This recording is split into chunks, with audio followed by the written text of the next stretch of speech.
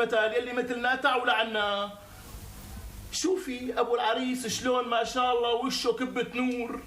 ليش ابو العريس اللي اجى امبارح شبه وشه مو الثاني وشه كبة نور؟ ايه لكن هون الاخ مهيب اكثر ووشه منور اكثر. اسكت اسكت، انت اذا حبيت زلمه بتنزله بالقفه. اي والله والله ابو العريس هداك وشه كبة نور اكثر. لا تحلفي بالله، شو مالك نظر؟ هذا وشه كبة نور اكثر من هداك. لا هداك كبة نور اكثر. لا ستي هذا وشه كبة نور اكثر. لا هداك كبة نور اكثر. لا لا لا هذا وشه كبة نور اكثر من هداك. لا هداك كبة نور اكثر. لك هلا شو ما كان عليتوا بسيرة وشي؟ إن كان وشي كبة نور ولا كبة بصينية؟ لفوها بالك. والله يا أخي مشتهي مرة أكون قاعد فيها بين جماعة شروى أفضالكم وعم بحكي كلمة ما تفز وتقاطعني فيها. ببقى أنا عم بحكي وهي عم تحكي معي كأنها هي الرجال وسقف البيت. يا سيدي بدك تطول بالك وأنا عندي منه. شلون شلون شلون؟ وانت عندك منه؟ يعني انا سقف البيت؟ لو بتحبك شوي قدام الجماعة. اتحبكت تقبرني اتحبكت. الحمد لله اللي اجيت تخطب لابنك وصرت تفش قلبك للعالم. لك نحن ما عم نحكي عنك، الزلمة عم يقول عن مرته هو انه سقف البيت، لكن انت مالك سقف البيت. لكان انا شو؟ انت سقف حلقي. تعال معي لك اخي. شرف شرف.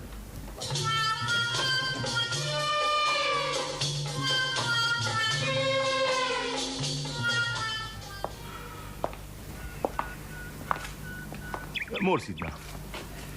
سيدي وسيد راسي، هلا بدنا نحكي على الكلمتين اللي فيهم عين ضوء. نعم. نحن شو بدنا بحكي النسوان وطلباتهم اللي ما لها طعمين. بري عليك.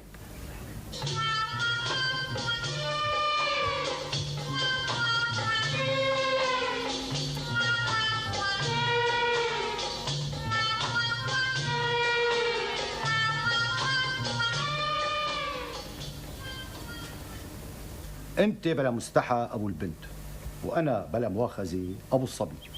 انا بدي اهل ابني بنت الحلال، وانت بدك تستر بنتك بابن اوادم.